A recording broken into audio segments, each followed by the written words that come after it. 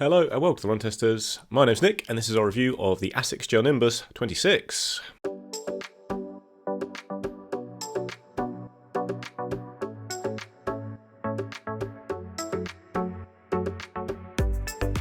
So the Gel-Nimbus 26 is the top cushion cruiser in the Asics lineup. It's obviously a max cushion shoe. That happened with the last version of the shoe, which increased the stack height compared to the Gel-Nimbus 24. That was quite a big update for the shoe, and now the Gel-Nimbus 26 is not a very big update on the 25, although there are some changes, which obviously we'll be coming on to.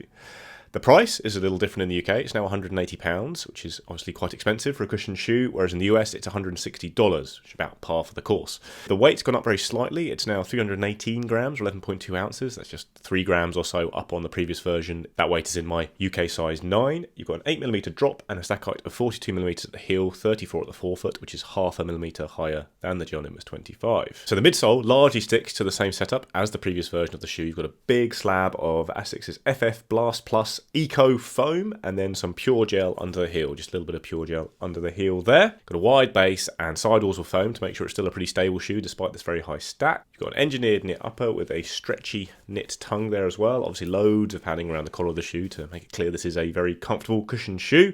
And then probably the biggest update you have with the new shoe is the outsole, which is now a hybrid of Asics Grip and AHA Plus rubber materials, whereas the previous shoe you had just AHA rubber. Gel-Nimbus 25 wasn't the grippiest shoe in the world, and Asics has updated the outsole, trying to make it a more reliable shoe on that front, especially when running on things like greasy pavements.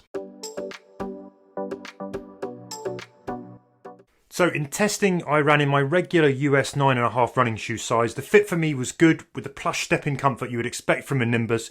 You've got the padded heel collars that hold the heels well. The tongues boost the overall kind of plush feelings without being overdone. The uppers I think wrap quite nice and snugly, but there's ample room in the toe box and enough flex in these uppers to make them feel spacious.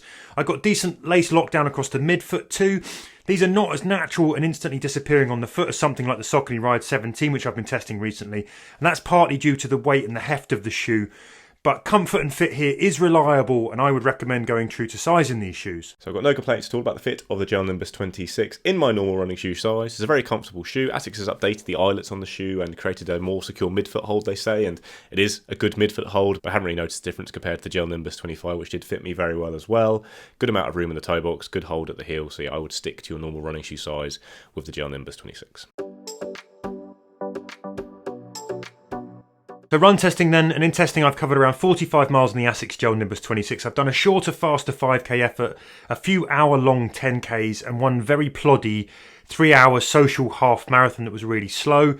Mostly on roads, but I also tested the stability and durability on some light, muddy and wet off-road river paths. Now, first up, a disclaimer, I wasn't the Nimbus 25's biggest fan. I tend to prefer my shoes lighter and more agile, what I'd like to call a little less shoe on the foot. So with the minor tweaks here and that extra weight that's in the 26, I wasn't really hopeful that I'd suddenly fall in love with this shoe. Now, from the first step in, what you will get here, though, the Nimbus oozes plush comfort. Your feet feel well held by the padded heel collars, and you get nicely cocooned without feeling kind of cramped by these wrapping knit uppers. You instantly know that you're lacing up plush shoes that prioritise comfort over speed and agility. The ride is largely the same drill as the Nimbus 25. I mean, very little has changed here, if anything at all. There's loads of soft, plush comfort with a cradled footbed that takes almost all of the road out of each foot strike, but isn't completely devoid of energy. There's a lot of sink, but a little bounce too. There's a stiffness to the midsole here as well, I think, that helps with the clip along a bit too. Though initially I found the transition somewhat disconnected. I didn't get the seamless roll through that I was really hoping for from the rocker in the early miles, and everything was a little bit slappy. These shoes hit the ground with a lot of slap. You can hear it, and no matter how I tried to run in them, whether I'd sort of rock back a bit further on my heels, a bit further up on my forefoot, I had that slapping. Wasn't a big fan of that. And this certainly isn't one of those shoes that disappears and feels natural straight out of the box. Again, not like the Saucony Ride 17, which I thought was a dream to run in from the get-go. Now, by the end of a 7-mile run that I did, I also had hot spots at the back of the toes, had a bit of discomfort on a couple of the metatarsals. I've tested hundreds of shoes in the past 12 months, and this is the first time I've had that from any pair of shoes. I didn't get it with the Nimbus 25 either, but I put it down to that sort of slight feeling with a disconnected midsole sensation where I feel like the toes and the back of the shoe don't necessarily move in unison. Now, I ran in some wet conditions where the knitted uppers held a lot of water too, and that may have contributed to kind of wetness underfoot. Also made an already heavy shoe feel much weightier on the foot, which I didn't enjoy. Now, speaking of wet conditions, to test the grip, improvements here. I did some A/B testing in the rain versus the Nimbus 25 on a tight corner circuit with some slippier sections. There's notable improvements here to the grip. The Nimbus 26 is much stickier when you need it to be. They also handled some of those slippier off-road miles without any trouble as well. Now, while the Nimbus 26 isn't a stability shoe, I think the wider kind of platform that you've got here in the forefoot and in the heel makes this a pretty reliable, stable ride for such a high stacked shoe. When it comes to durability, after my miles, this shoe has barely been touched. And when it comes to big mileage, I think the Nimbus 26 are clearly built to last. With a combination of a really sort of resilient foam, strong uppers and all-round robustness, I'd expect this to get big mileage without any trouble at all. So I've done 75 kilometers of running in the Asics Gel-Nimbus 26. I've used it mostly for easy runs, including one longer 90-minute run. I did also use it for a pretty hard workout while I was away on holiday because I didn't actually take any fast shoes with me and this was the only option I had. So I've done one hard interval session in the shoe as well, which was interesting. At first, I really felt very similar to the Asics Gel-Nimbus 25 and that is still the case. It is very similar to the Asics Gel-Nimbus 25. You've got loads of the same features here. You've got a slightly tackier outsole, but the midsole feel is very similar indeed. And that means a lot of good stuff, like the ride is comfortable, it's cushioned, it's protective, but it's not overly squishy or unstable at all. It's a pretty nice balanced ride. You've got enough of a rocker going on to smooth out your stride, so the miles do tick over nicely. It's not a light shoe at all, but it doesn't feel too heavy when you're just moving at easy paces. It doesn't feel too big either. It just rolls through quite smoothly. A little bit back from the foam, but not much. It doesn't sink in too much either. It's really well balanced whilst being really nice and comfortable. It's obviously not really for fast runs. Like I said, I did that interval session. I do 2 miles in 11 minutes, then 5, 4, 3, 2, 1 minutes on with a minute off in between, and then another hard mile. Did that on a canal in Scotland, and I did the 2 miles okay, and then pace started to drop a bit through the later reps. Felt quite tiring in the shoe just because it just is that bit bigger than a speed shoe. I'd like, I either like a nice lightweight shoe or a bouncy modern shoe with all the tech in it, but you can go and do any kind of run in this shoe, obviously, like of all shoes, but it certainly wasn't at its best for fast runs. It's very much a shoe that I enjoyed a lot more for those easy cruises and long runs. One thing I really did notice actually though in that session was that I got a lot of forefoot discomfort with the shoe, and that's something I just started to notice a lot more with it as testing has gone on, and that's the big difference I think to the Gel-Nimbus 25. So this new outsole compound is a bit slappy and it's a lot louder, the shoe, but also I think it's putting a bit more force, especially through the forefoot as a heel striker. As I slap through with the shoe, it did start to just cause a bit of pain. Now that was really noticeable on the hard run. That's the only run I'd say it's been a significant problem, because I was putting a bit more force through the shoe. Not everyone's going to go and run 1 mile reps and that kind of thing in this shoe. It's not really what it's for. But when doing that, I did notice that forefoot discomfort coming through quite strongly by the end of the session.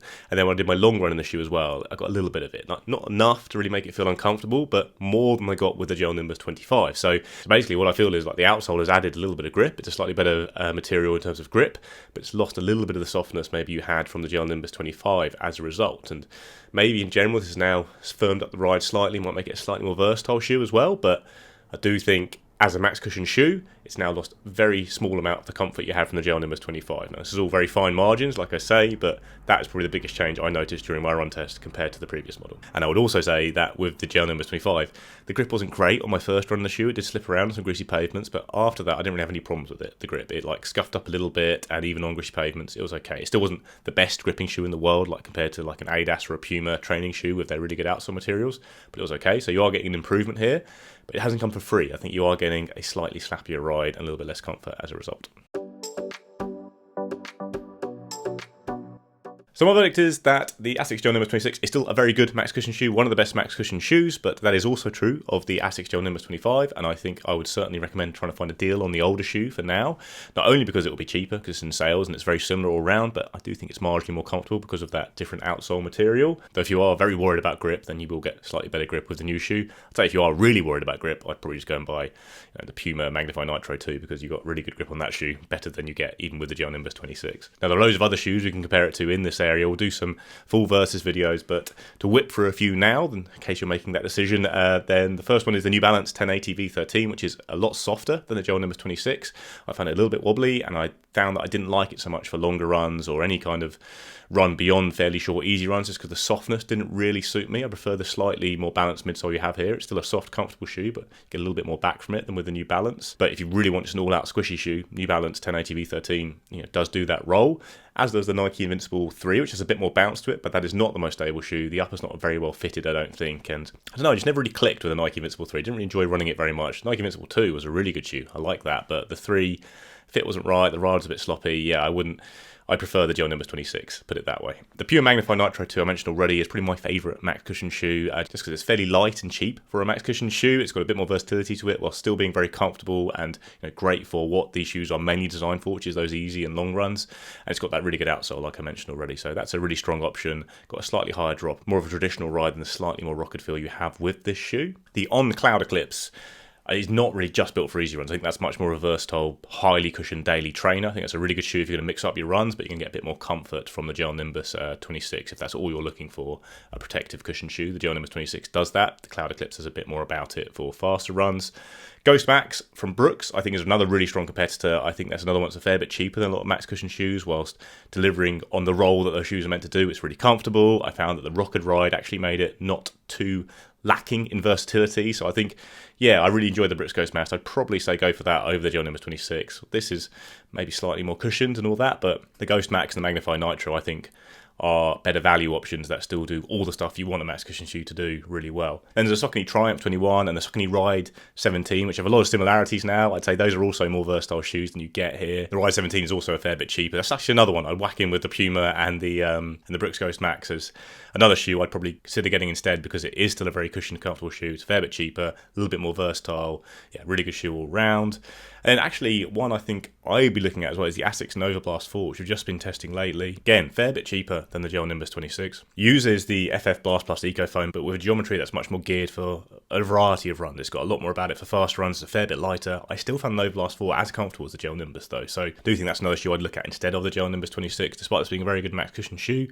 The Nova Blast 4 is also a max cushion shoe, but a bit lighter, more versatile. I found it a bit more fun to run as well, so that's another one I'd maybe look at ahead of this shoe. But all in all, I do think this is a good shoe. I don't think a lot has changed from last year. I'm not entirely sure the changes are for the better, just because I did find that ride a bit more slappy. And there are loads of good shoes in this area, but if you pick it up, you're probably going to like it a lot. It's just quite expensive, especially in the UK, and you can get better value cushioned options from Asics and others. Verdict then, and like the Nimbus 25, the Gel-Nimbus 26 is a competent daily trainer. It caters for the easier end of your weekly mileage. It's not a shoe to run fast in by any means, and it lacks some of the versatility of other daily trainers, I think. Some of those other shoes cope better across a range of paces and I think offer more value as a result. But if you're after guaranteed easy cruising comfort in a highly cushioned, neutral daily trainer, you're in the right place with this shoe. It's soft, cushioned, comfortable on easy paced runs or recovery runs. That's what the Nimbus 26 does best. They'll have to enjoy heavier, bulkier shoes because this is a bit of a beast as far as I'm concerned. If that's you and you enjoy the Asics Gel-Nimbus 25, you'll like this shoe because essentially it is the same shoe. Those tweaked uppers have marginally improved the fit security, and the grippier outsoles provide more confidence when conditions get a little trickier underfoot. But otherwise, nothing really has changed here, and these shoes pretty much identical. If you already own the previous generation shoe, the Nimbus 25, there's no real need to upgrade as a result. If you're a newcomer to Nimbus, I'd recommend looking for deals on the Nimbus 25 as well, so you can save yourself a chunk of money right now, because that's essentially how subtle the upgrades are here between the generations. Now, if you want the same cushion protection in a more nimble shoe, for me, the Saucony Ride 17 that I've been testing recently is a much better option. It offers the same sort of similar cushion comfort, but there's more versatility at a different range of paces, and it's cheaper. Other alternatives I think include the Brooks Ghost Max. That's another slightly cheaper option there. I also prefer the Nova Blast 4 actually, and that one's cheaper as well. If you like your max stack a bit firmer and more responsive, also take a look at the On Cloud Monster or even the On Cloud Eclipse. Those are some other shoes that might fit the bill here.